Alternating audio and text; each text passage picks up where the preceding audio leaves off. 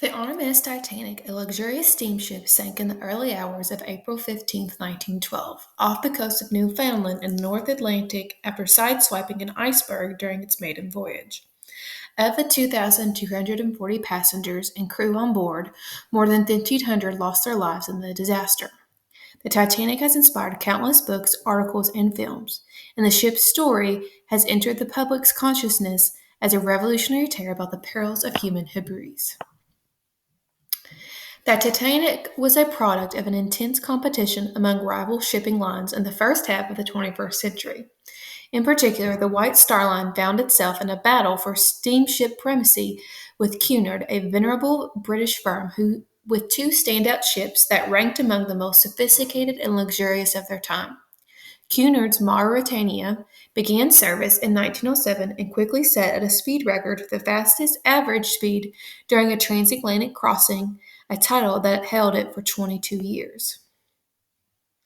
Cunard's masterpiece Lusitania launched the same year and was lauded for its spectacular interiors. Lusitania met its tragic end on May 7, 1915, when a torpedo fired by a German U-boat sunk the ship, killing nearly 1,200 of the 1,959 people on board, and precipitating the United States' entry into World War I. The same year that Cunard unveiled its two magnificent liners, J. Bruce Ismay, chief executive of White Star, discussed the construction of three large ships with William J. Peary, chairman of the shipbuilding company Harland and Wolff. Part of the new Olympic class of liners, each ship would measure 882 feet in length and 92.5 feet at their broadest point, making them the largest of their time. In March of 1909, work began in the massive Harland and Wolff shipyard in Belfast, Ireland. On the second of these two ocean liners, Titanic, and they continued nonstop for 2 years.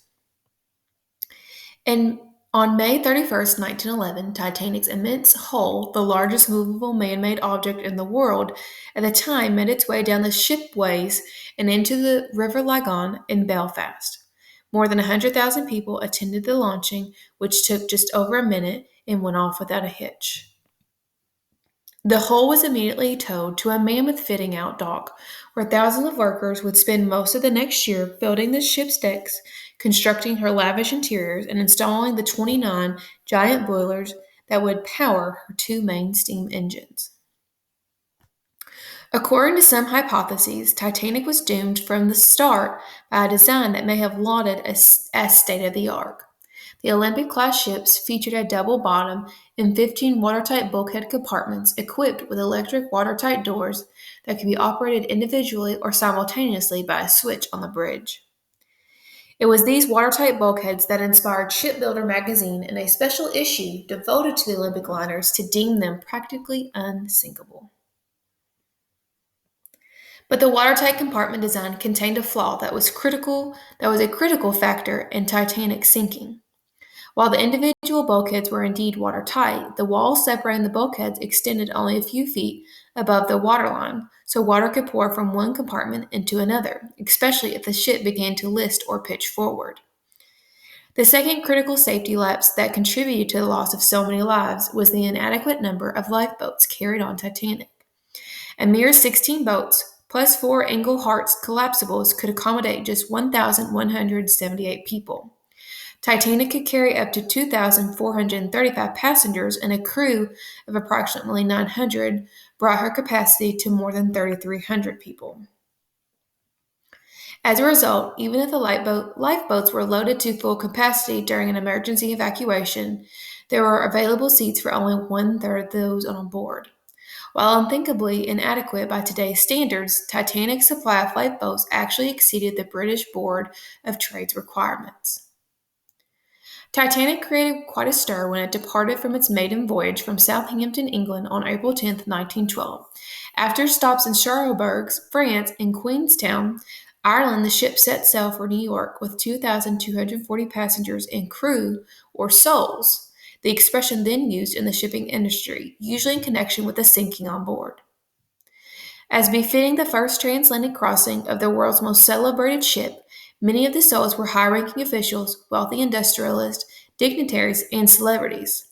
First and foremost was the White Star Line's managing director, J. Bruce Ismay, accompanied by Thomas Andrews, the shipbuilder from Harlan and Wolff.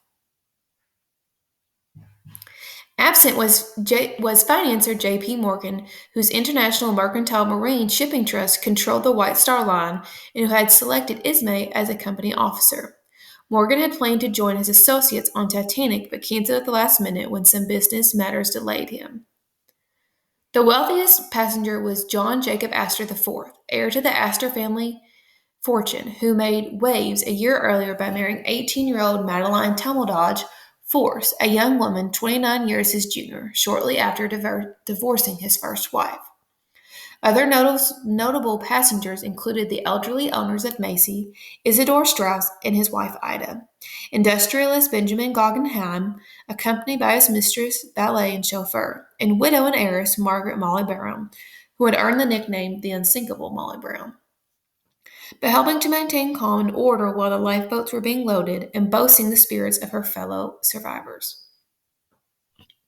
The employees attending to this collection of first class luminaries were mostly traveling second class, along with academics, tourists, journalists, and others who would enjoy a level of service and accommodations equivalent to first class on most other ships. But by far the largest group of passengers was the third class, more than 700, exceeding the other two levels combined. Some had paid less than $20 to make the crossing. It was the third class that was the major source of profit, for shipping lines like White Star and Titanic was designed to offer these passengers accommodations and amenities superior to those who found in the third class on any other ship of that era. Titanic's departure from Southampton on April 10th was not without some oddities.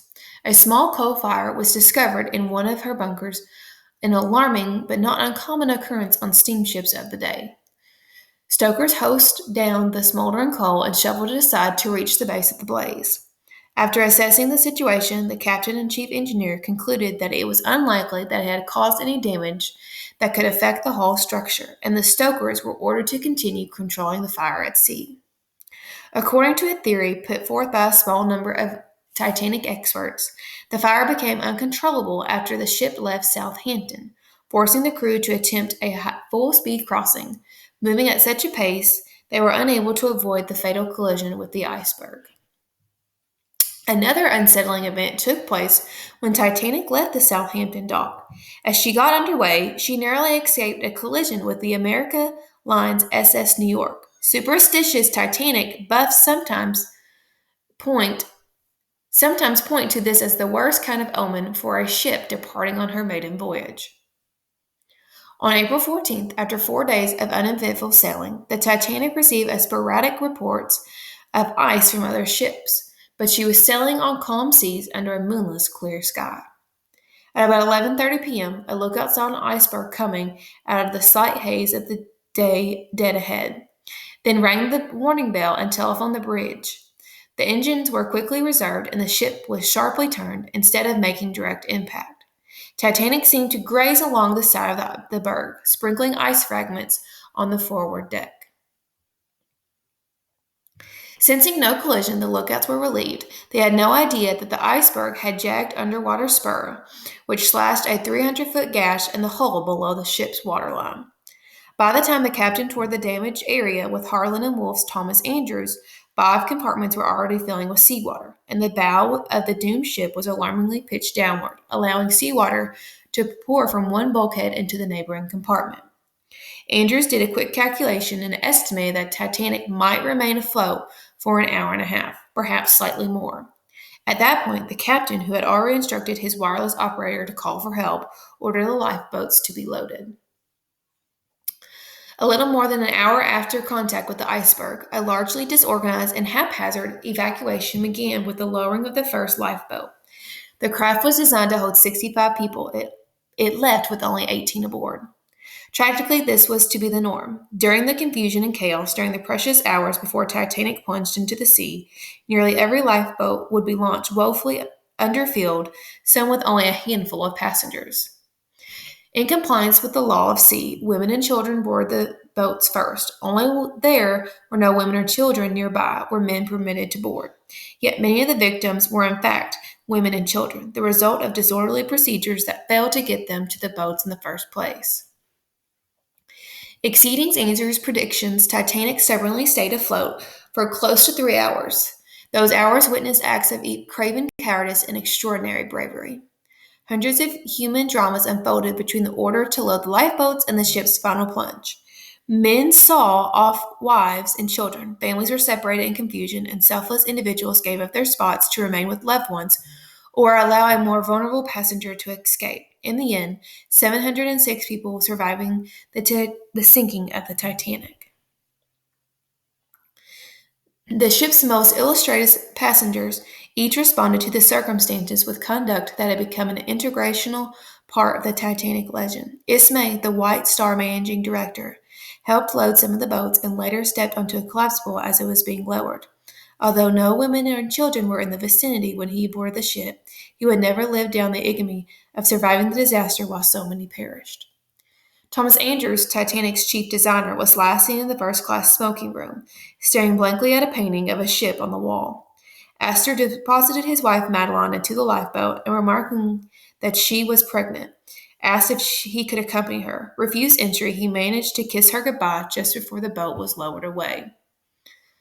Although offered a seat on account of his age, Isidor Strauss refused any special consideration, and his wife Ida would not leave her husband behind. The couple retired to their cabin and perished together.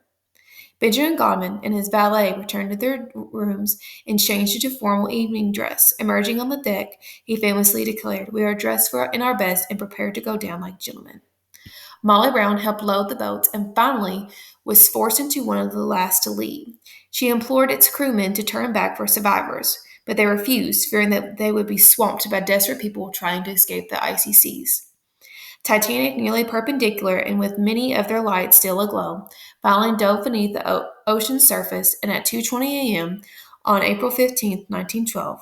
Throughout the morning, Cunard's Carpathia, after receiving Titanic's distress call at midnight and steaming at full speed while dodging ice floes all night, rounded up on all the lifeboats.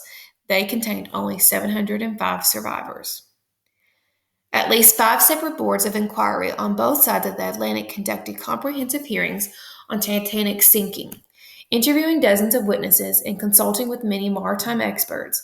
Every conceivable subject was investigated, from the conduct of the officers and crew to the construction of the ship. Titanic conspiracy theories abounded. While it has always been assumed that the ship sank as a result of the gash that caused the bulkhead compartments to flood, various other theories have emerged over the decades, including that the ship's steel plates were too brittle for the near-freezing Atlantic waters, that the impact caused rivets to pop and the expansion jolts failed, among others. Technology aspects of the catastrophe aside, Titanic's demise has taken on a deeper, more mythic meaning in pop culture. Many view the tragedy as a mortality play about the dangers of human hubris.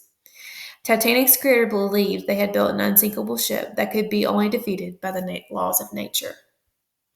The same overconfidence explains the electrifying impact Titanic's sinking had on the public when she was lost. There was widespread disbelief that a ship could possibly have sunk, and due to the era's slow and unreliable means of communication, misinformation abounded. Newspapers initially reported that the ship had collided with an iceberg but remained afloat and was being towed to port with everyone on board. It took many hours for accurate accounts to become widely available, and even then, people had trouble accepting that this paragon of modern technology could sink on her maiden voyage, taking more than 1,500 souls with her. The ship historian Max Bastone Graham was compared Titanic's story to the Challenger space shuttle disaster in 1986. In that case, the world reeled at the notion that one of the most sophisticated inventions ever created could explode into oblivion along with its crew. Both tragedies triggered a sudden collapse in confidence, revealing that we remain subject to human fatalities and error despite our hubris and a belief in the technological infallibility.